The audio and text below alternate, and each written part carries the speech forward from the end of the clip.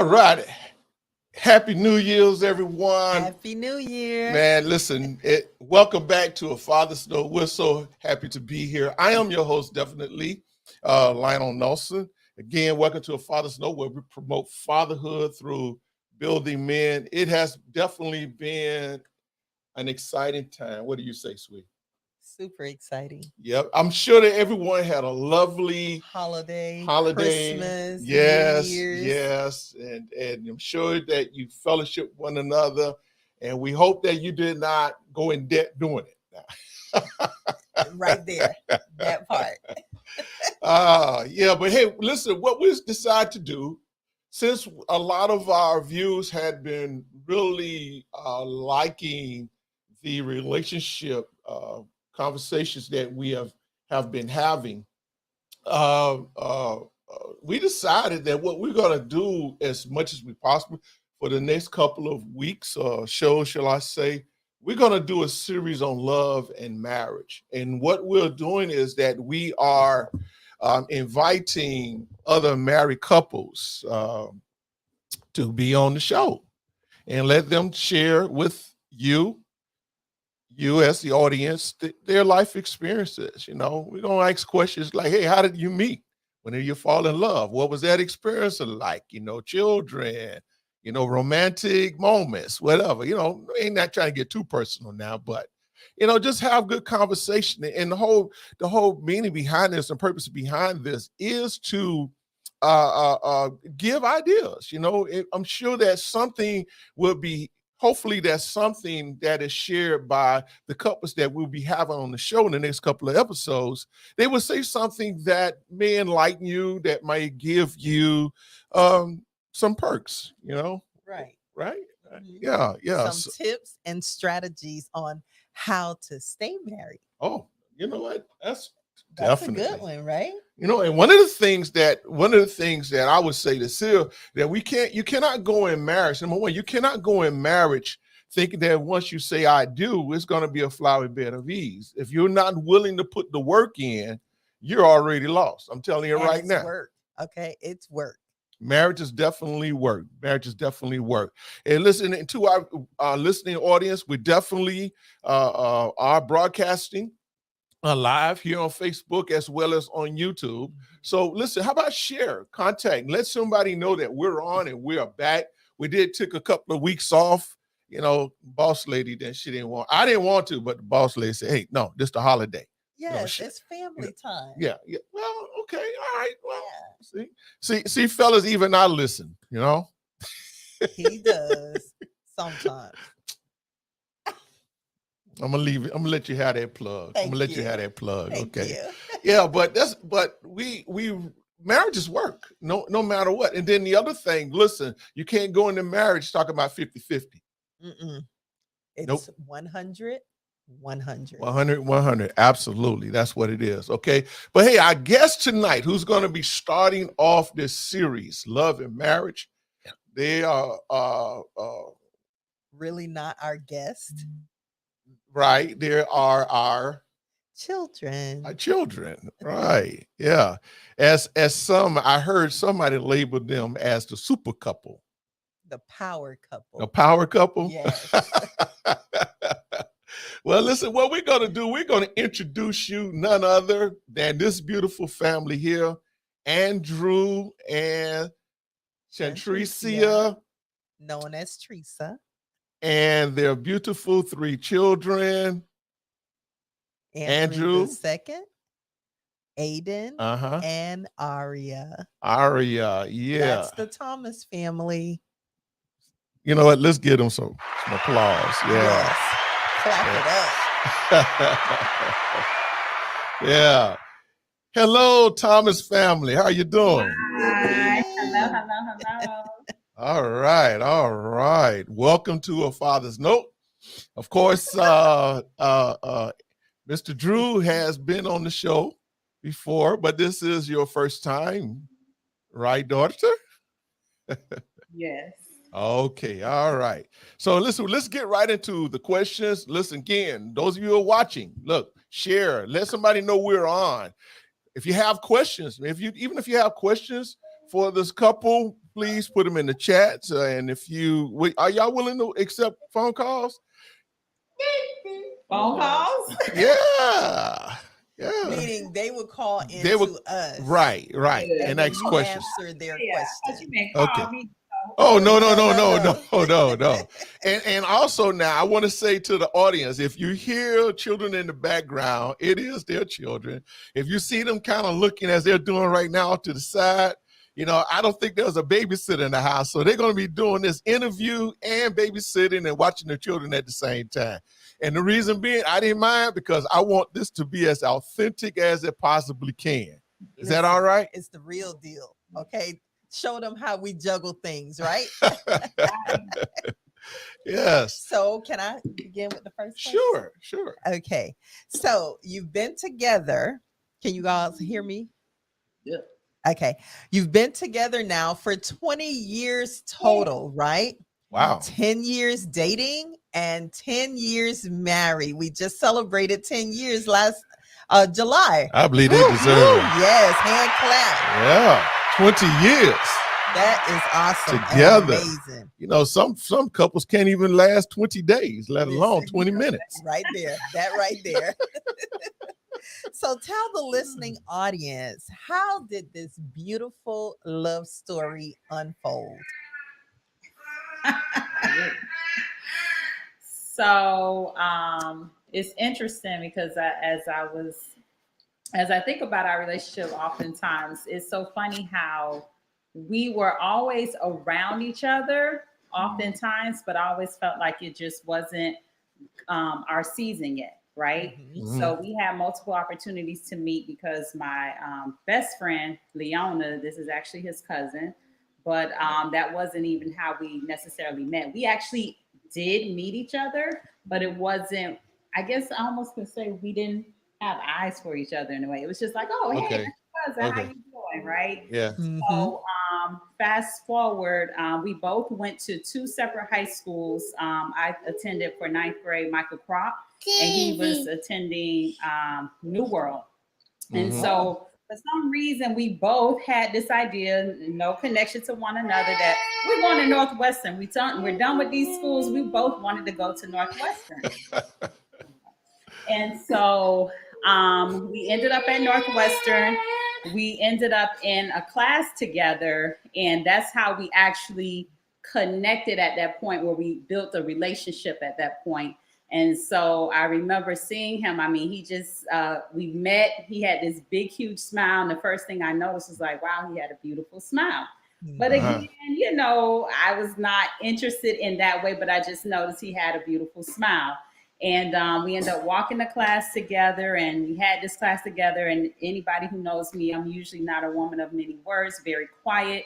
And this guy here just kept talking my ear off. I was always concluding that you only knew I was there if you called road and I said here, because other than that, I was very quiet.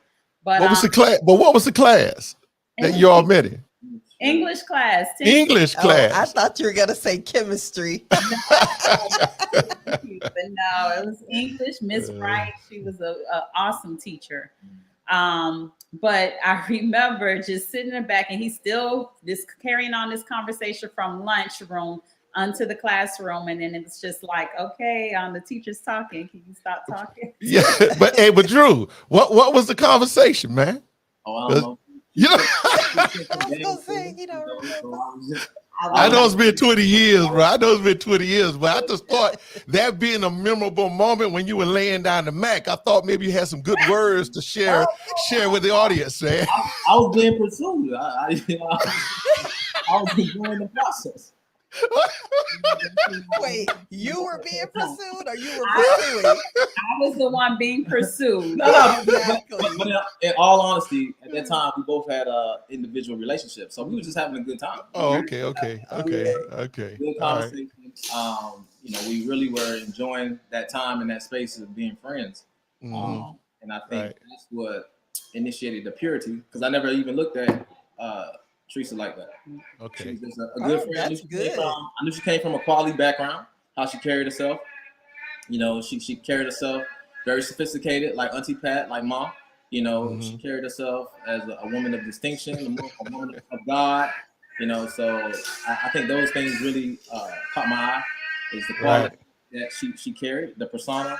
Like you said, even though she wasn't loud, she didn't have to be loud because her elegance is what caught all the guys. Wow. Come Wow. on, Wow. Andrew. Wow. Wow. But you know, that says a lot about her mother, you know, because you know she had to get those qualities from somewhere.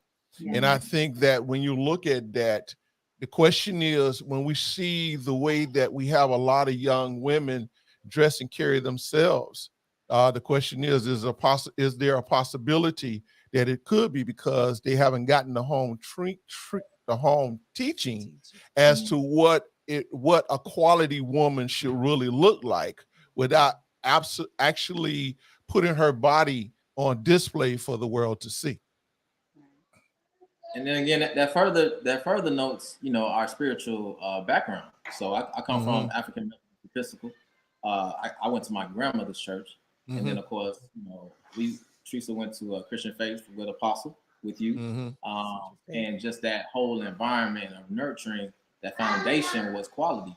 You know, you look at the kids now, and I mean, not to knock on any of these new transitional churches, but you know, there is no distinction in attire. There is no, you know, quality in how you carry yourself to church now. It's come as you are, which is cool in spirit, but professionalism and, you know, being honorable to God's business, I think is something that should be taken seriously. And, you know, sometimes when you cross those lines, you know, it gets crossed in all other areas of life, right? So even the translation of, you know, you can use media and technology, but you also want to have interaction face to face with the Spirit of God. You also want to come into the temple, right? You also want to be in a position of empowerment with God one on one. And I think sometimes, you know, with technology and new transition and new translations, the quality goes down, right? So I think that's another thing. Our foundation was a core foundation with solid structure and you know, how we were had that discipline in the word. So that helped too. That's good. That's awesome. good. That's great. Thank you for sharing that. Thank you for sharing that. You got another question, Bray? So you were high school sweethearts, right? Yes. So tell us, how did you keep the relationship fresh when you guys went off to college? Because you guys went to different colleges. Tell us what that was like, that long distance. I'll start because, you know, college for me was all work and no play. So, you know, I was studying 6 hours a day in my pharmacy program. Before we jump into college, I do want to just insert back to the high school piece. One of the things you said, how did we meet? So that's in essence how we met. But one of the things that solidified when we actually did get into this posture of, you know, we liked one another and we saw each other in that regards. But what really sealed the deal for me is I remember that I was going through a situation concerning my health. And I remember— I don't want you to release that yet. That's a question. Okay. So Yeah. All right, so let's skip over there and go back to the college. So college for me was all work and no play. So, you know, I was studying 6 hours a day, Monday through Friday, and I look forward to being able to spend time with Treese to relax, decompress. So, you know, I would go from tests, even though I shouldn't have, but I would go from tests straight on the road, driving all the way to Tampa, to spend as much time as I could with her.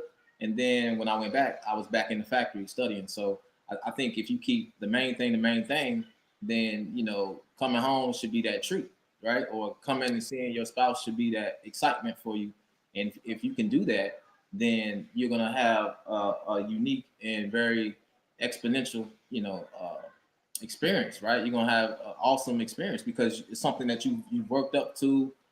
We didn't see each other that frequently until she did come to FAM for a summer program. That FAM for the summer. That was an awesome experience too, because we were able to encourage each other. I was able to teach her some of my strategies that I had learned from FAM and being in my able to transition.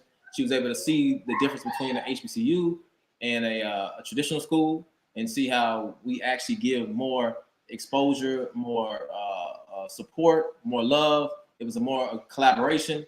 You know, came to time to study, or when it came to time to get ready for a test, we looked at each other as a tribe, which you don't get that experience, unfortunately, a lot of the bigger schools, because you get lost in the numbers, and it just isn't that type of environment. But it seems, though, with what you're saying, though, even though you were in a relationship, you had your priorities right.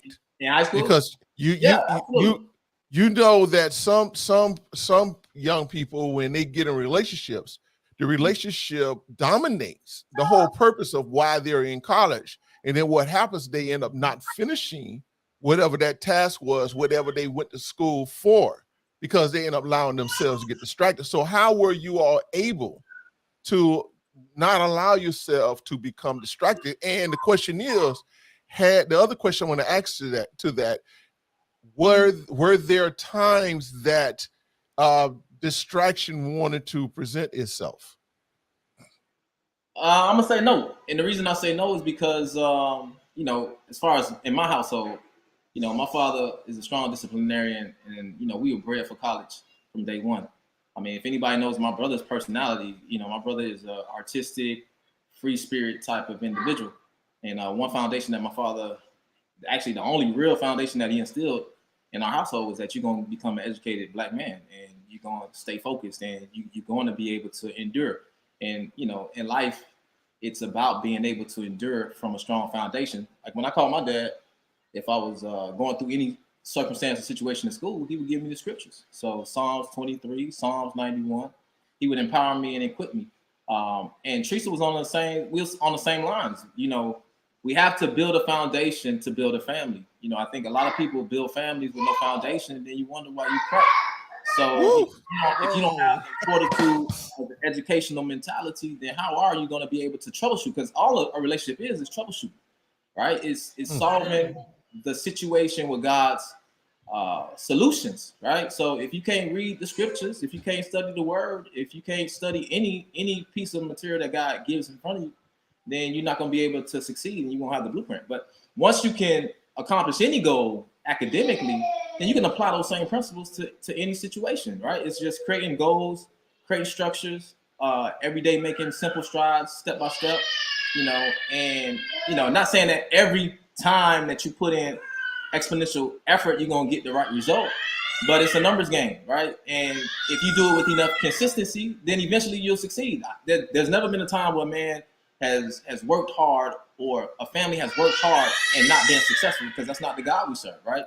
So Jeremiah 29:11, which I put at the bottom, for he knows the purposes for which he purposed for you, purposes of good and not of evil, right? He wants to have you to have a prospered end. So if you know that he loves you like I love my children, then he's going to enrich you, right? He's going to encourage you, and he's going to give you a helpmate to support you when you're feeling down, right? When you have despair, you can be able to, call on your family, your friends. My siblings always encouraged me, always supported me. My wife always encouraged me, always supported me.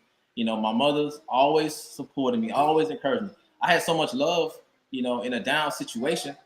I'll never forget one time I had failed my first test, and I had called my brother, right? And my brother's a man of few words, but my brother told me, he was like, man, shut up. He was like, you the smartest person I know. He was like, if it's gonna happen, you gonna do it. And it's simple stuff like that'll help you to get over the hurdle of a conflict or a solution. And as far as Teresa's health concerns, not school. I could touch on it. I'm not gonna go into it. But I mean, that's one of the fruits of the spirit. I mean, it's guaranteed, like every other fruit of the spirit. Once we focus on it, once we pray on it, prayer and fasting sometimes is necessary for certain demons. And sometimes being in the healthcare field, I don't even look at health issues as necessarily anything but an attack of the devil, right? So he wants to keep you off your pivot, because all he's going to do is give you discouragement and doubt and misbelief in God's word. And once you doubt and no longer believe God's word, then you can no longer receive the manifestations that you deserve. Come on. So Teresa, it seems like he is giving us a prime example of what it was like that day when he walked you from one class to the other, huh? Listen.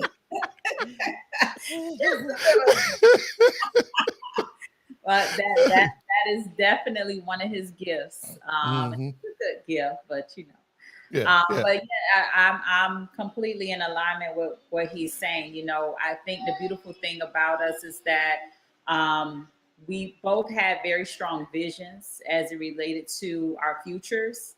And like he said, we were on one accord with what that vision looked like and sound like.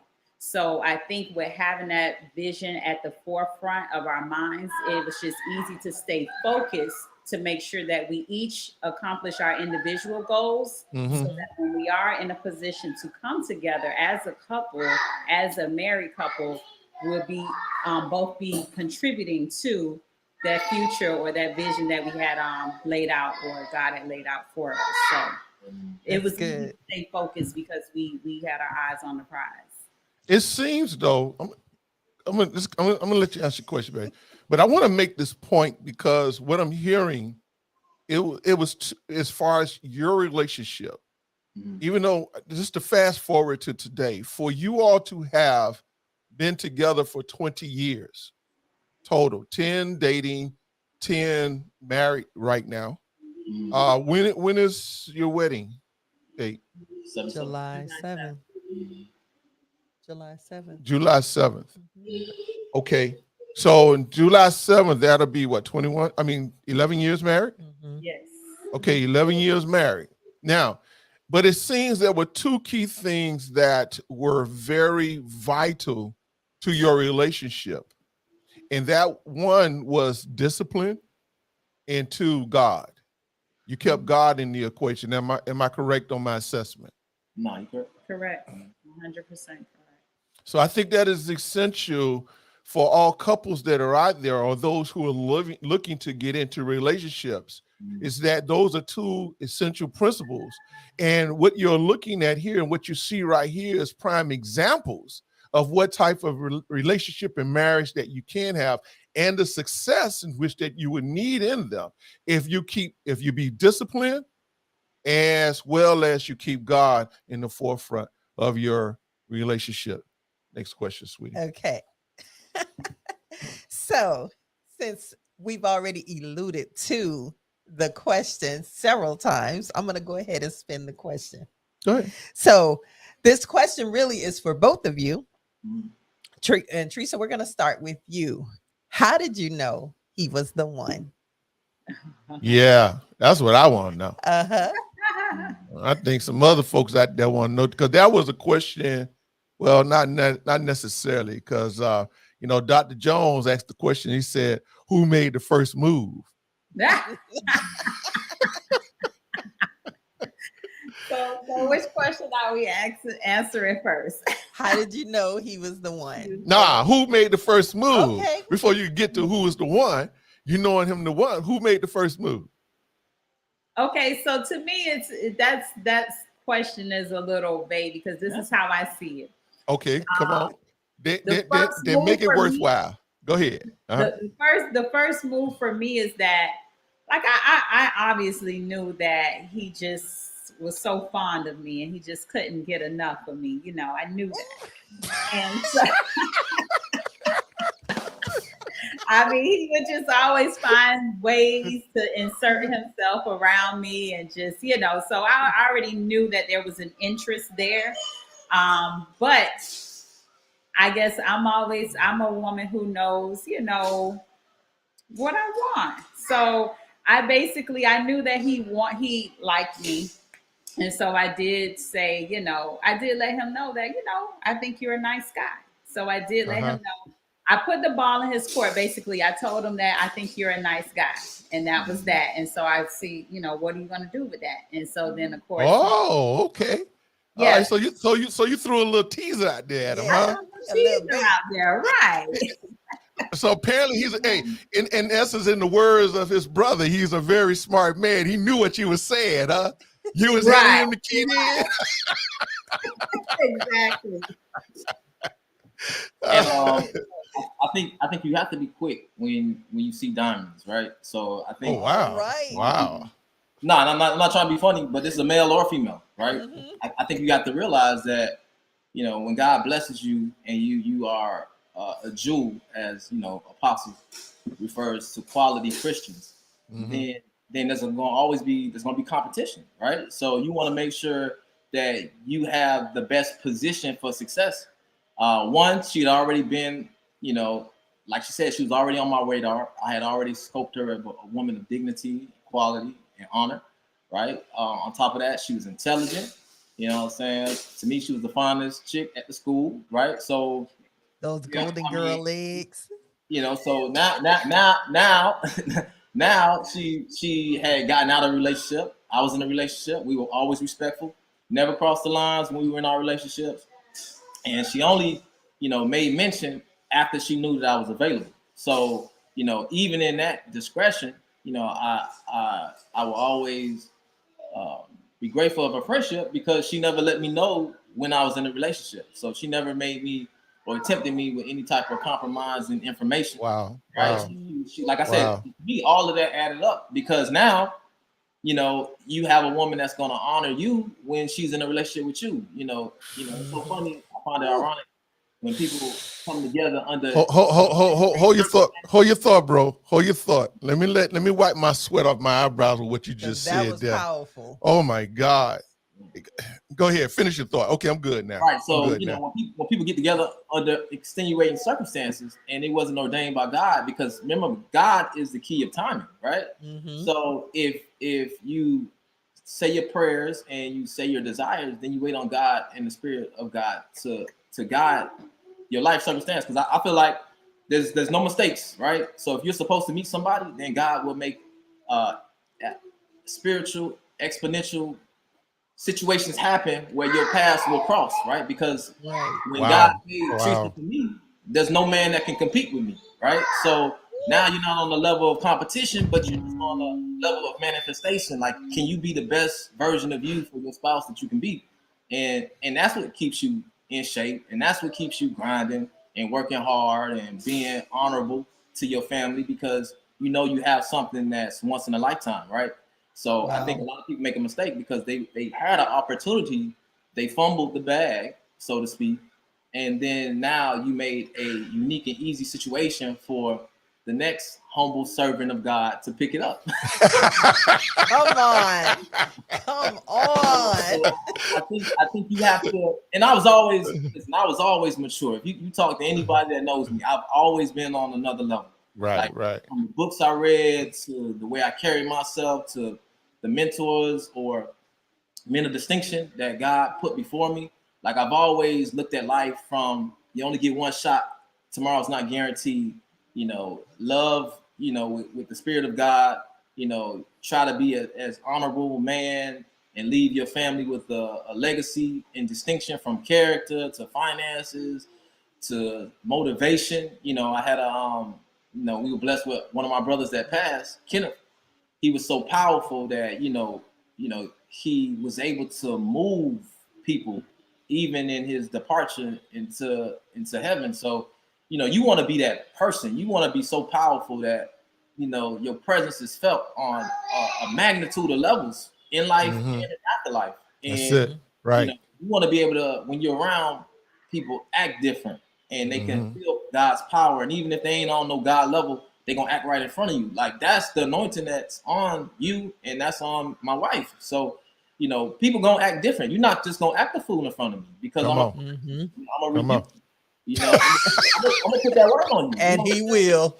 Yeah. You're not, no. You're not gonna act a fool in front of us. You know what I'm saying? Because we are distinction, and everything around us is distinction.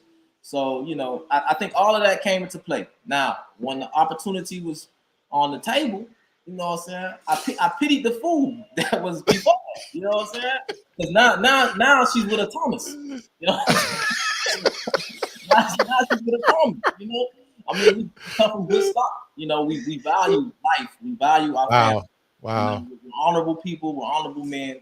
And I think we always try to go a cut above. I think it's important for men to be receptive to feedback. You know, we do make mistakes, especially when you like a focused individual. Like when you, and I got tunnel vision. Like I can literally like only focus on one thing, and I won't stop until the one thing is done. Right. And sometimes you have to be able to be family aware, not just self-aware, right? So you have to continually make sure that everybody in the family is enjoying the ride, and you just not driving so fast. You know that. Wow. Wow. That's good. That's good. Okay. So, Teresa, are we moving on to the next question? Because I mean, Drew, he just shut it down. So go ahead. I almost feel like I'm at my wedding again, and it was time for us to say our individual vows. Right. And I say my vows, and they're like, "Yeah, that's very nice." And then then these words, and it's just like, "Come on, Drew, preach." But that's he had everybody in tears. That's his gift. I ain't a preacher, but don't push me. You know? Okay. Come on. Come on, sir. That's good. That's good. Okay, That's so good. you have been talking about, I've heard you mention a few times about legacy and leaving a legacy for your family. Right. Tell us a little bit about that. How did you get into wealth building? All right, so I was blessed. And again, this goes back to like the power of a vision. So both of my grandfathers passed when my parents were very young. But what was so profound about them is that they were both entrepreneurs and they had a vision of success for their families. And my father's father, he bought some property. He bought 2 pieces of property. The first piece of property was on a corner unit, and then like 3 parcels down, 3 spaces down was the primary residence. He was going to build a 2-story house there, and then he was going to work his entrepreneur business, either like a gas station or some type of convenience store type of situation. And then he was going to be able to work, but always have access to the family so he could give quality time to the family. So when he died, my grandmother already had the blueprint on what she was supposed to do. So grandmother spent all of her money, right? She got all of her resources, and she built a 2-story house on the parcel that she was supposed to build it on. And she didn't finish the corner lot, but because she had the 2 properties, she was still able to air off the 2 units to her sons. So my father got one, and my uncle got the other. What my father started doing at that point is he started collecting properties. He started building generational wealth. On your normal Saturdays when everybody else was playing video games, me and my brother were cutting yards. So we would cut these acres of land. We would, take out the necessary utilities. If the washing machine broke, whatever broke, me and my brother were flipping them out. We were laying down tile. So my father gave us that foundation of work first, right? So, we weren't even talking about the returns on the investment. We weren't talking about the cash flow of the properties. We were just being stewards of the properties. So that's college, good. It just so happened that all 3 of us, me, my brother, and my sister, were all at fam. So instead of paying 3 separate rents, my father bought another property, which was a 4-4. So when we bought that property, he entrusted me to be the steward or the manager. So I started managing that property. That gave me my first onset of people skills, management skills. And then from there, we always knew, like, when we started our own real estate empire, that we were going to always be able to be a blessing from those units to whoever we were renting out to. And we started in 2012. From there, God blessed us. We started collecting more units, and then we are where we are today. But it's a confidence thing, and it's so important that you groom your children to be in an environment where they feel natural and comfortable. So I found myself doing things that I didn't even realize that I had, been preconditioned to be able to do. So painting never came hard to me, even though it's hard work. Any type of maintenance on the properties, I always stayed creative. I always found ways to keep under the budget to make sure you maximize your returns. I started, linking up and learning about the finance aspect of things, because I'm a numbers guy. So, a lot of times, especially in our community, we don't like to take on debt, but debt is good, so I started learning about taking on the proper types of debt. I switched out of pharmacy. From pharmacy, I went into, again, finance, became one of the managers with CarMax. And then I started sourcing all the inventory off site. So I started spending millions of dollars of other people's budget. And from doing that, that again gave you the confidence. So everything we're talking about is confidence. So the Bible says, hey, study to show thyself approved. So when you continue to be a steward of the small things, then God will give you opportunities of the larger things.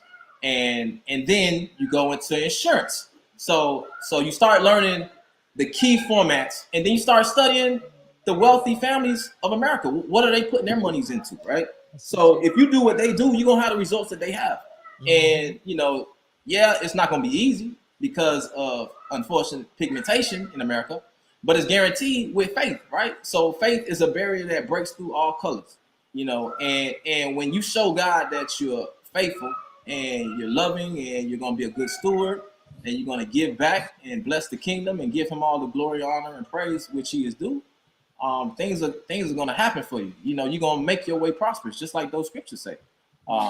I read the Bible from the beginning to the end. So a lot of times people wonder why they're not manifesting because they're Christians. You can't just be a Christian. You got to be a doer, not just a knower of the word, right? So I can look at these weights all day long. If I don't lift them, I ain't gonna have no results. My body, you're not gonna bulk up. So you need the strength. You need the strength in faith, strength in physical, strength in mental, and then you can bless. And now that's my strength, right? When it comes to the grit and the work, my wife's strength is the emotional, the stability, right? So she has emotional power where I can get frustrated and I might lash out, but that's the balance, right? So she has the nurturing when it comes to the children. She has the gift of resolution when it comes to solving a problem. Well, when I say resolution, it's more so like there are other ways to solve that problem. That right. might be the only solution. How about this? Hey, that might work, but think about this. So that's important when it comes to the kids. Her expertise is in educational development. She's an instructional leader, right? She's been rigorously trained. So when it comes to those aspects, and even though she doesn't think she's a speaker, she's blessed with being able to appropriately articulate things and structure things into presentation. I'm here. Not bad. Now I got to get the charger, but go ahead. Okay. All right. Well, I think that what I love about what I'm hearing is still going back to where you were at 20 years prior. You had a vision, you had a goal. You just didn't go in a relationship based on feelings and all this other kind of stuff. And let me ask this. I don't know if you had a question, because I think this is something that's very, very important. You know what? Let me wait till Andrew get back before I ask that question. You had another question you want to ask, okay? Yes, I do have two others. Okay. This one was to you, Teresa. How do you juggle being a wife, a mother, a professional? Tell us what a day in your shoes looks like. You know what? Hold on. Let me put this picture up, because I got to put this back up. Yes. Because that's what it's all about right there. That is what it's all about. I think that they need to know that Aiden and Aria are twins. Yes. Now the surprise with that one. Yeah, because this wasn't no easy journey though. Am I right? You are absolutely right. It was not an easy journey in terms of, you mean the family building, or in terms of carrying the twins? Well, all of that. All of that. Right. Yeah, definitely. God, all I can say is I know God's hand was on me, on us, in terms of building the family and carrying me through the pregnancies. Although my pregnancies were not extremely rough, it was always the recovery end for me, which was a challenge. So being able to care for your children, but then also being able to get yourself back in a position where you feel healthy enough to care for your children and the family. So that was a challenge and a struggle for me, but I definitely leaned on God to carry me through those situations. And he has really just been a blessing, and the support of my husband. It's so funny. I feel like because we've been together so long, we've had the blessing and opportunity to see each other in different phases and seasons. And I feel that as we continue on this journey of life, I always see or find a different strength that I never knew he had, based on positions or situations that we had to encounter. So just seeing him step up as a father and just demonstrate a different type of strength, it was just a beautiful thing to see, to see that, hey, my wife is not having the easiest recovery situation, and now I have to assume that role that traditionally the mom is kind of doing everything for that newborn. So seeing him being able to do that and still remain in a posture of being at peace, not worried about anything, and changing diapers, feeding babies, working on 2-3 hours of sleep, coming to see me and making sure that I'm okay. I mean, it was just something that just almost made me fall in love with him all over again. Wow. So, all right. Wow. It's really been a blessing. But yes, it wasn't an easy journey.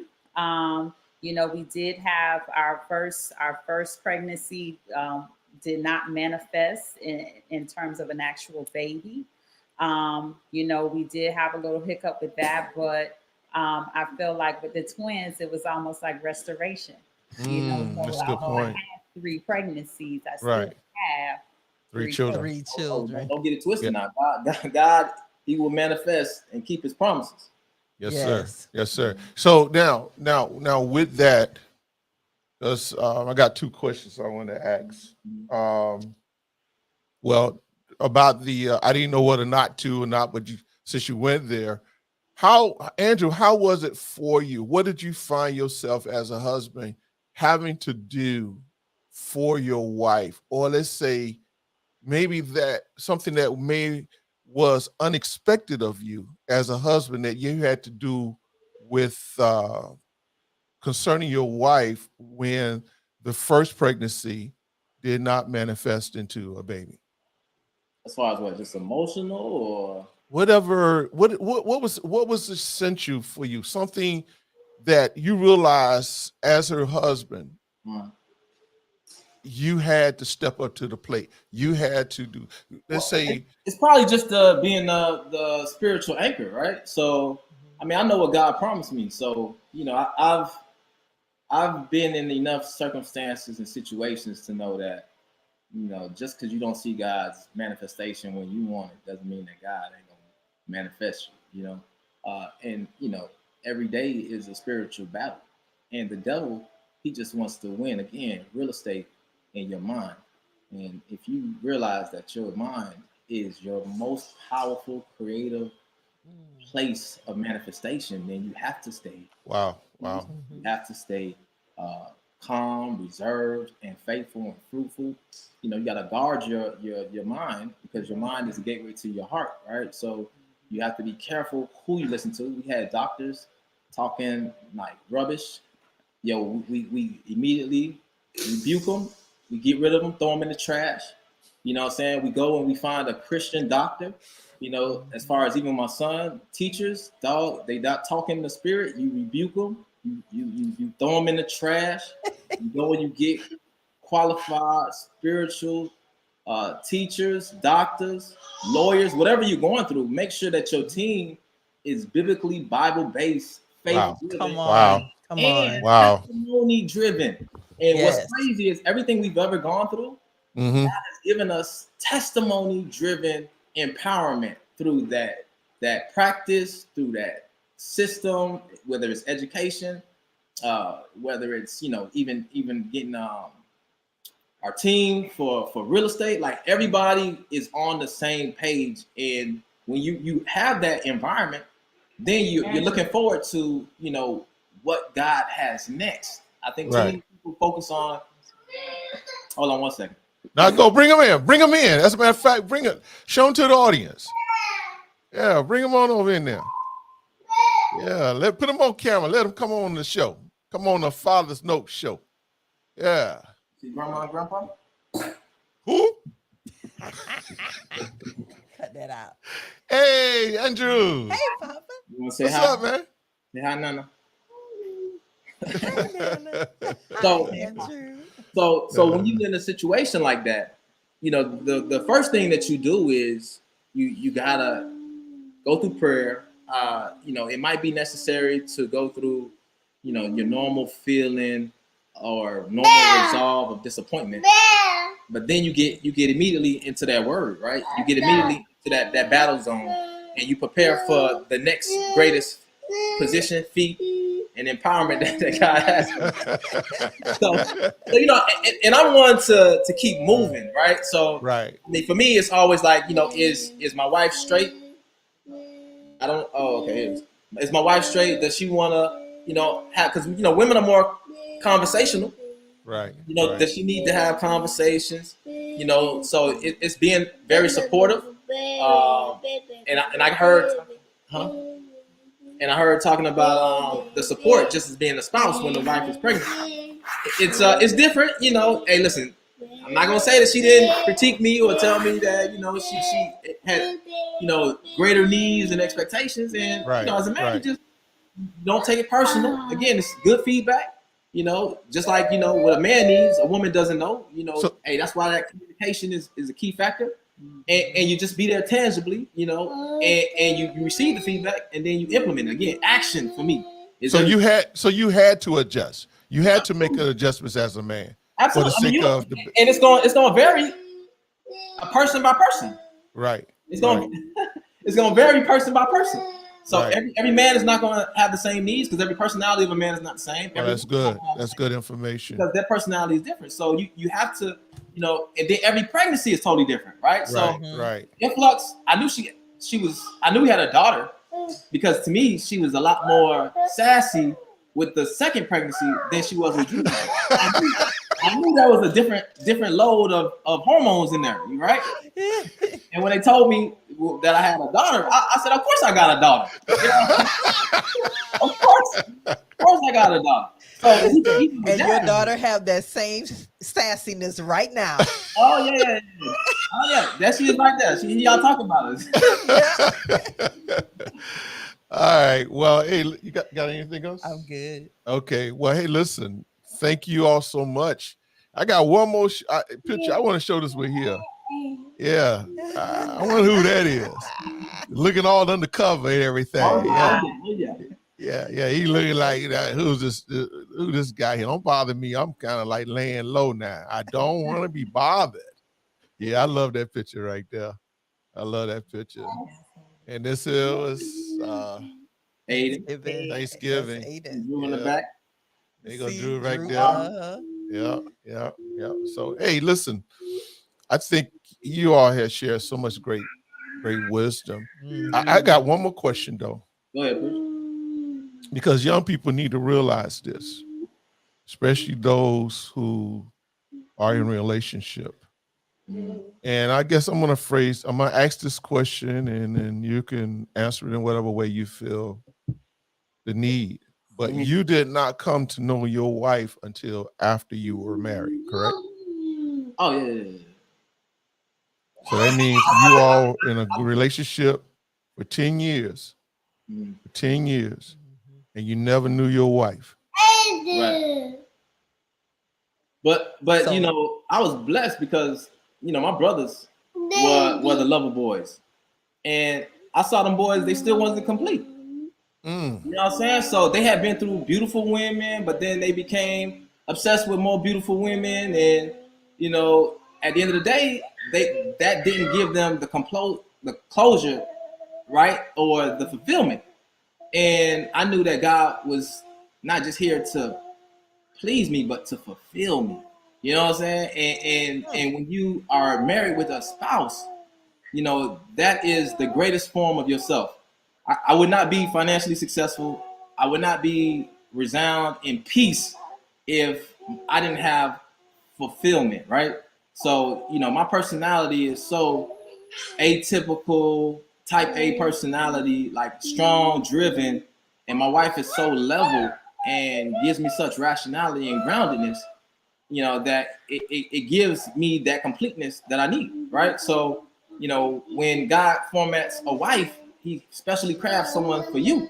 And that's why. Amen. So it's no need to rush. I knew life wasn't gonna be over tomorrow. You know, so I mean, take your time. It's like a good stew. You gotta let that thing marinate. Let them flavors. Wow. Let that thing steam up.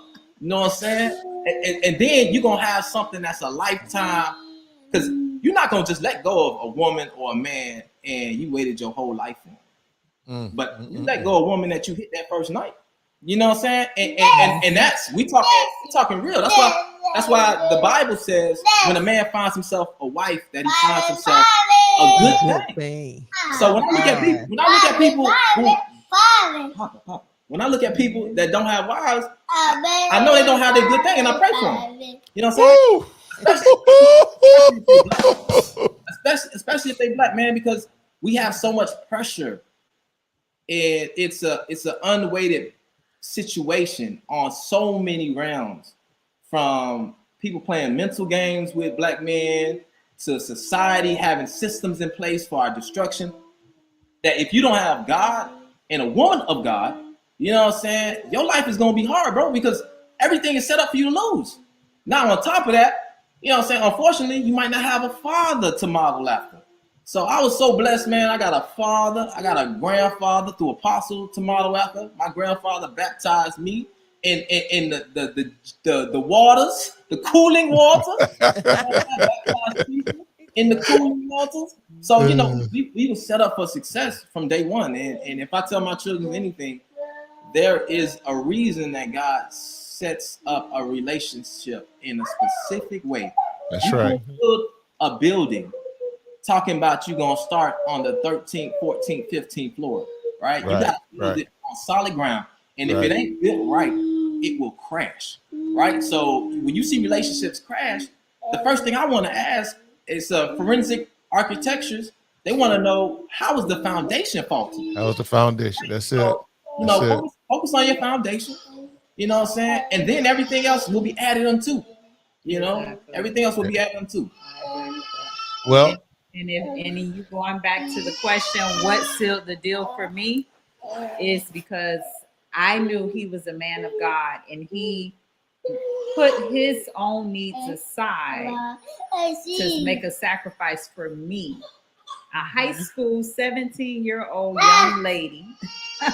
He prayed and fasted for, you know, so I knew that right then and there, that was someone that I would want to build a life with, and that he had not only my best interests at heart, but just he wanted to grow spiritually together.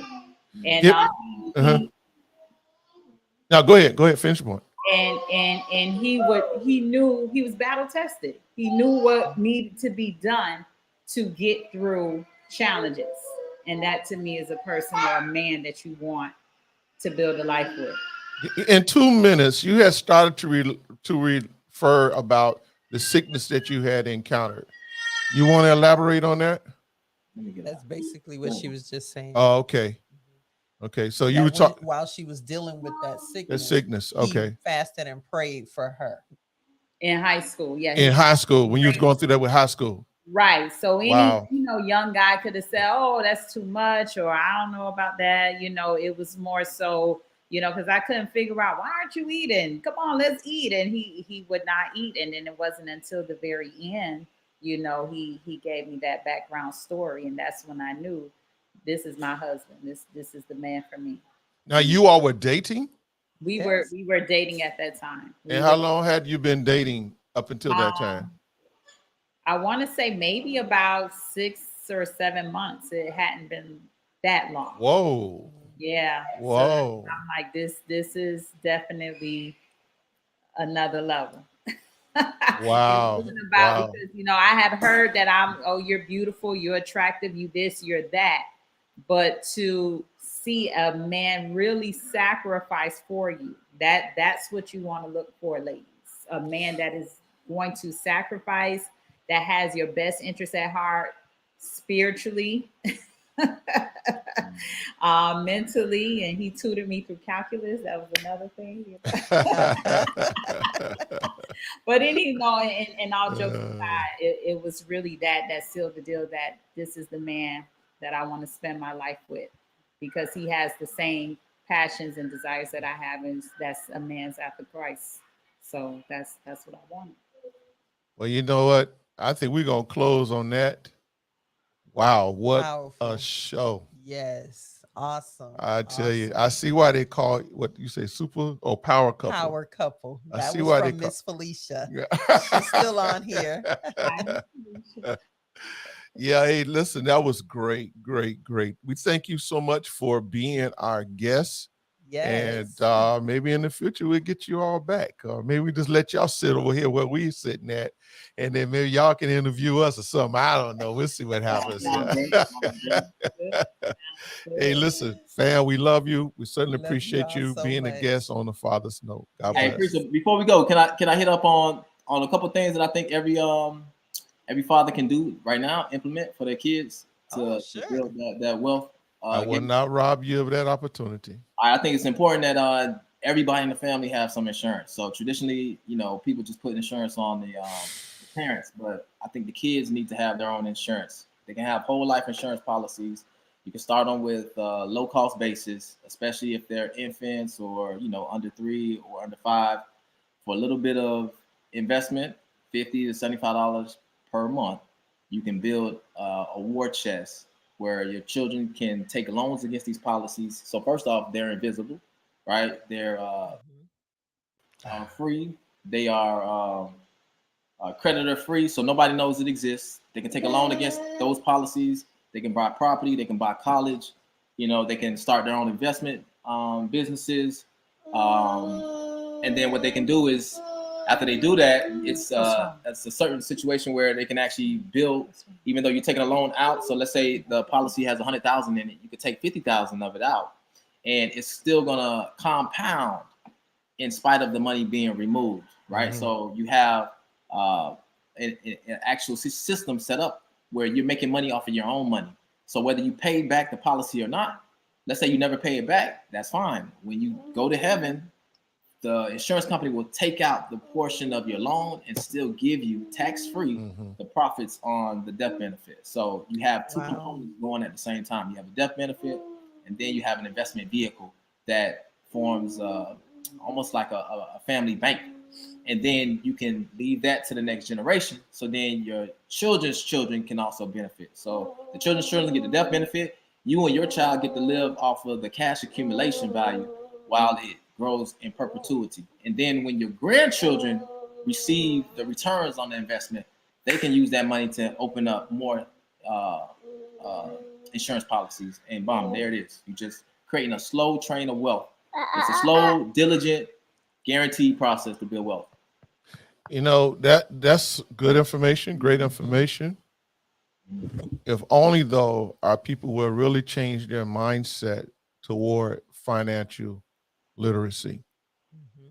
Well, I think it's about exposure, right? So, I always knew about the term life insurance policy for the adults, but learning about the policies for your kids where they can use it in their life, right? So, right.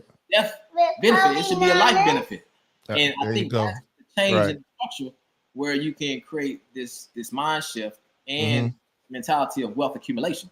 So, I think you got to realize that America's going to make money off of you because you're America's capital. So every citizen has what's called a birth certificate. Off of that birth certificate, make believe that they trade into making money off of every individual American. Wow. So you should also value your life as a high value commodity, and you can represent that through a high value cash insurance, right? So now you can, if something were to happen to you, you can still prosper your family even in your absence, just how my grandfather prospered my family even in his absence. So the train don't stop because you go to heaven. Don't get it twisted. And you being a man of vision, you have to prepare. Christ Jesus was here knowing he was gonna die. So he ain't take nothing for granted. He came in, he mastered his plan, and he got out. He went back to heaven. So while you on this thing called Earth, be working diligently and have systems in place so your family will prosper. You know. Yeah. Well, Andrew, we're definitely against the clock right now. All right, well, go ahead, preacher. We out there. But that sounds like another show. Hey, well, I'll tap in. Uh-huh.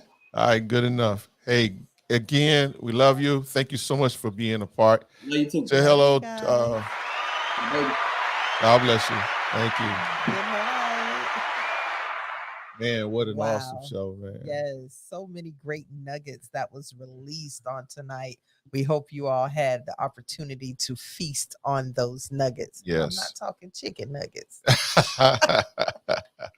Absolutely.